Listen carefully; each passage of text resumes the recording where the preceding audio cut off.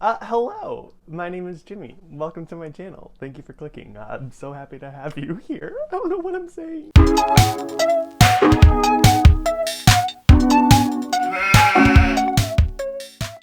So today we're going to be talking about vision boards, which I believe are an incredible tool that assist you in accelerating towards goals and helps allow you paint the lifestyle that you're looking for, that you want. Typically, I like to make a new vision board in December, kind of get ready for the new year. If you've never made a vision board in the past before, or maybe you're just curious to see what it's all about, this video has 10 easy and detailed steps to help you not only build, but use and make the most out of your vision board. I'm going to share with you my biggest foolproof secret on how to make your vision board work throughout the year, how to get the most out of your vision board. So stay tuned, it's all coming up. And while you're here, you might as well just hit the like button. Oh, I'm sorry, you did? Oh my God, thank you so much.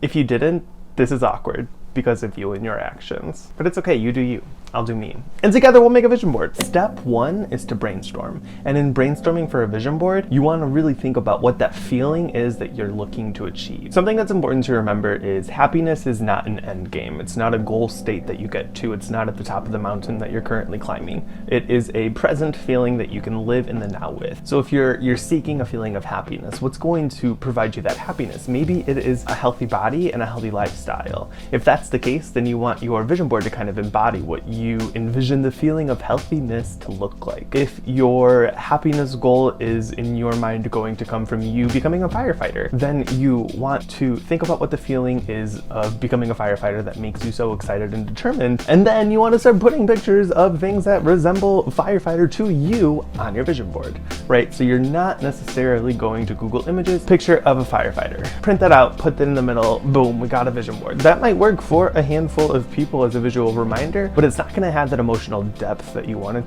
to like strike that personal chord. You know yourself best, so don't be afraid to put on your vision board whatever it is that envisions you. So happiness is not the end goal. Go into this like you're building a playlist. You don't intend for everyone that you know to see or hear your playlist because so many of them are specific to you, but you go to them to help you feel a little bit more like yourself, or to let out feelings so that you can get back to feeling like yourself. When making a vision board, you're shooting the same shots. Additionally, think about some of the things that you want out of life or that you seek to have. What does that look like for you? Maybe you're looking for romance and you want to find a partner this year. Think about what are the most aspiring romantic couples that you know. Plot twist, it's probably going to be like Anne Hathaway in a romantic comedy and not some Shakespearean love story, and that's okay. You have to speak to yourself. You have to speak to your most true inner wants and desires when you're building this board. I also like to think about songs and quotes and pieces of wisdom that I've picked up in the year past that really speak to me and kind of address me. Might be something that you like write down on a post-it note and you're like, I'm gonna put this on my mirror and look at it every day, but you kind of forget about it or you take it down or something. Those little things have a home. Your vision board is a great place for them. Now, once you get through all of the brainstorming, you have like a ton of notes on a piece of paper, or you've written down one thing and you don't care, totally fine, whatever, it's your vision board. You're gonna get to step 2, which is to source. Now, sourcing is obviously probably maybe the most critical step, because without sourcing anything, you're not going to have anything. Without having anything, you're not going to have any kind of a board, so you need to source. Hi, okay, yeah, we're sourcing, we fell, things are fine. Okay, sorry about that. Sourcing, I'm not going to tell you that there's a right way or a wrong way to source. Essentially go to Google and find what it is that you're looking for, or whatever your search engine preference is. I'm not going to tell you there's a wrong way. I am going to tell you that if I were to tell you there is a wrong way, it would be going to Pinterest and maybe searching motivational quotes and then like finding 50 and just copying and pasting a few of them into, I don't know, whatever it is that you're looking for, and then putting those onto your board. As I said in step 1, authenticity through and through.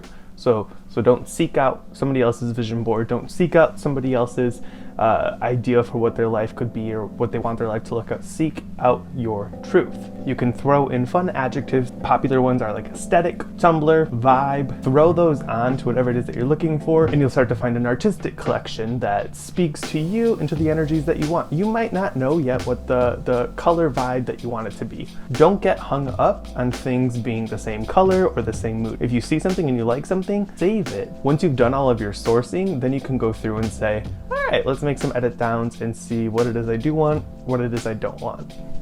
Now, let's say that you want a mansion, like that's your end game goal. Cool, sweet, awesome, me too. Don't forget about this like foundational steps that you would have to take in order to get to that mansion. Because the vision board isn't gonna do the work for you. It's just gonna help you do the work in a much more natural and organic way without you realizing you're doing it. If you're thinking about wanting a mansion, what is it about a mansion that you want? You want space, you want decor, you want it to look and feel a certain way. You want it to feel cozy but super spacious, and homey but a little bit city and industrial. All of those things are components to what that home would be. So don't Google search mansion, print off a picture of a mansion and like throw that up there. Google search the specifics and kind of set the scene for what it is you want. Chances are, if your lease is expiring or you have the opportunity to move in the next year or so, you're much more likely to find a space that is no way a mansion, but is much more fitted to you and to your needs, because you're very much in tune with what it is that you want and desire, and you end up finding an apartment, a now apartment that provides you happiness now. Again, we're not seeking happiness at the top of the mountain. We're like looking for a happy ride all the way up, and then we get to the top and we're like, okay, cute, look at the view, now let's keep going up to the next mountain. Figure out what it is you're looking for and start sourcing it today. Step 3 is to order. How simple? Very simple. There's actually a ton of ways that you can do this. You can order online, you can order via app, you can upload all of your photos to either of those, many of which are free. You just have to Google. I'm not here to plug them for you, but you are more than welcome to Google free photo prints, and I am absolutely guaranteed that there's most likely a website with that .com after it that are gonna get you free photo prints. If you're eager and you're like, I wanna make a board today, then find your nearest pharmacy that is open, it's pandemic, check that shit. Order your prints, pick them up, 1 hour printing, you're good to go. Step 4 is to prep the board. So what we're gonna do is take all of our photos and lay them out on the table. Get a nice good look at them and start to pick out what it is we wanna layer on top of stuff. Maybe it's a printout of a person that you look up to. You can cut that person out, put them on top of a sunset maybe for a vibe that you're looking for. Bada bing, bada boom, you have a decorated vision board. So throw all of your photos out on a table, look at them, seek what it is you want to do with them, and then you can start to look through magazines or album cover booklets and things that you just have lying around the house, old photographs of you as a kid, photographs of your parents, whatever it is that you're looking for. You can start to hunt for those and kind of do that last little bit of sourcing and prep work. Step 5 is to compile. Now you've already done a deep look at your photos and what you think you might want to do with it. So from this point, you're gonna grab your board, your poster board, your paper. Maybe you're doing this directly on the wall. I don't advise you to do that, but whatever you're doing, you're gonna take your photos and you're not gonna pin them. You're not gonna tape them. You're not gonna glue them. You're just gonna place them how you would think you want them to look. Grab it, put it on a table, lie it flat, and then start to just stack, layer. You might cut things out a little bit differently than you had done so in the initial stage. Play around with it, totally just mix everything up, make it look the way that you want it to look, and then once you have successfully given yourself a healthy compiled board that you feel good about, that you want to keep, that's when you get to the next step, which is to what? Build the board. Literally, you're just putting pins in. Honestly, I probably could have made that a step with the step prior, but we're taking it slow. We're going step by step. And after you've built your board, you're like literally sliding into step 7, which is to use the board. Personally, I use my board every single morning. I work from home. I haven't always. Before I worked from home, I would do this before I would leave in the morning. But I have an alarm set at a time that I know I will be at my phone and at the ready. And it has a song that's inspirational. It's usually a pop song. I switch it out every week. It's been Saweetie a lot recently. But yeah, I put a song on there that just helps me kind of speak and envision what it is that I'm looking for, what it is I want. And as the alarm goes off, I just don't turn it off. I let it ring until the song's done and then I turn it off. And in the time that it's playing, I'm just looking at my board. Every time I'm looking at it, I find something new. Every time I look at it, I get bored. Every time before I have to do it, I don't want to do it, but I do it because you have to use the board. Now, you might not have 3 minutes to listen to a Saweetie song and to stare at your board. Listen, we're not all made of time, but what you do have is at least 30 seconds. Maybe while you're brushing your teeth, that's 2 minutes. Whoa, I just bought you another 90 seconds. Maybe while you're brushing your teeth, whatever it is, take that time and give yourself at least 30 seconds to look at your vision board every single morning. Step 8 is going to be update the board. You're gonna move throughout the next year and it's gonna be wild and there are twists and turns. Look at 2020, 2021, who knows what's gonna happen. Hopefully it's a great year. We're setting ourselves up for success, but we want to make sure that we are giving ourselves the chance to keep that board fresh and to keep things on there. Now, we're only remaking the board in this video and this concept once a year. We don't have time to be doing an entire craft afternoon every single month. What I like to do is periodically, usually every 2 or 3 months, I just look at my board and I think, what is missing? What is not on there that would have been on there had I made it today? And then I either print those photos out, or I source something that's related to them, or I just grab a post-it note and write it down and I put it on the board. So update your board as your year goes by so that you're keeping it fresh, keeping it current, and you're gonna have a really easy time brainstorming and sourcing for the next vision board because you're pretty much doing the pre-work now. Step 9 is add the little treasures that come to your life that you lose in the bottom of your bag. This is a weird one, but it really does mean a lot to me and make a really big difference for me and how I'm cherishing and practicing gratitude in my everyday life. Think about when you're with a friend and you're having a special night, maybe you're sharing a bottle of wine and you keep the cork because you want to remember that forever, and you throw it in your bag, and then 3 months later you're cleaning out your purse or your backpack or whatever it is and you find this cork and you're like, oh my god, that was such a fun night.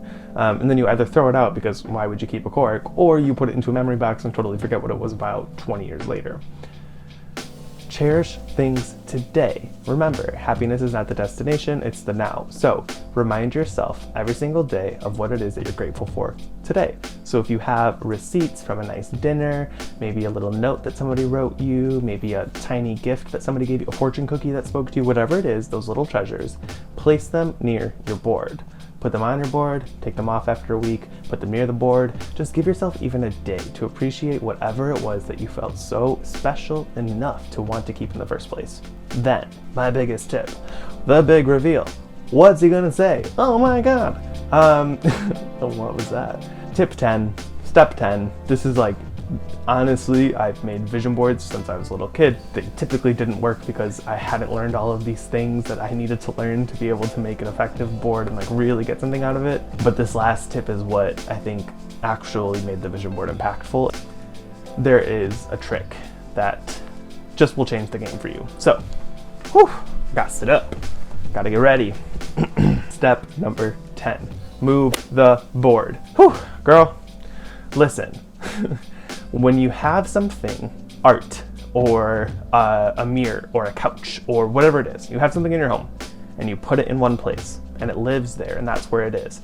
Your brain knows it's there. Think about when you go to pee in the middle of the night. Go into the bathroom, wake up, you can't see anything, it's super dark, you're like, where am I? You're not thinking that, right? You're like navigating yourself to the bathroom in the dark. Why? Because you know where everything is. You don't have to think about it. You don't have to tell yourself, oh, danger, like turn left. Your brain's like, I know, I'm driving the car. I'm a Tesla and I'm self-driving you to the bathroom. Like, that's happening. So when you're putting something like a vision board on the wall, don't expect your brain to look at it every day like, oh, she's pretty, look at her, she's brand new, she's really speaking to me. No, your brain's gonna get used to it. It's gonna know that it's there. It's going to simply forget it was special and make it something that is just a part of the wall.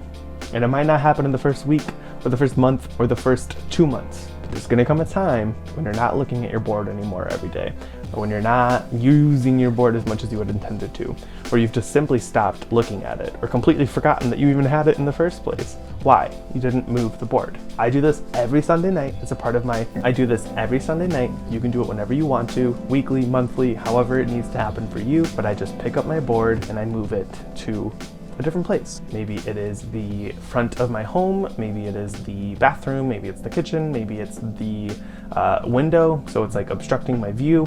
Whatever it is, I move it to a different place every single week. Why? Because every time that it's there, my brain is like, what is that? Like, why is that there? Why is it out of place? Oh, it's my vision board. You should look at that. What is that? Oh, I forgot I put Harry Styles on my vision board. Why did I do that? I don't know, but he's nice to look at and I'm not mad about it. Oh, I remember. I'm supposed to be putting myself out there a little bit more because I wanted to date and I like how Harry Styles looks. Okay, I'm gonna go on Tinder. Okay, we're gonna talk to people. We're gonna be social today. We're gonna do that. How did you get there? Because you had the vision board in sight.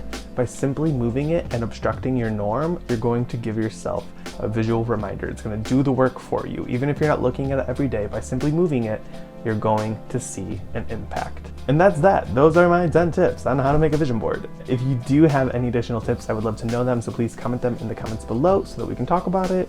If you have a vision board, I would love to see it. My socials are attached, all that fun stuff. And yeah, I realized after I filmed this that I didn't actually close out the video. So here is my vision board being deconstructed but in reverse from 2019. So you can take a look at that. And I just wanted to say thank you again for watching this video. If you do find this content useful, feel free to subscribe, and I'll see you next time. All right, enough of the Grubhub. Let's get to it. Grubhub.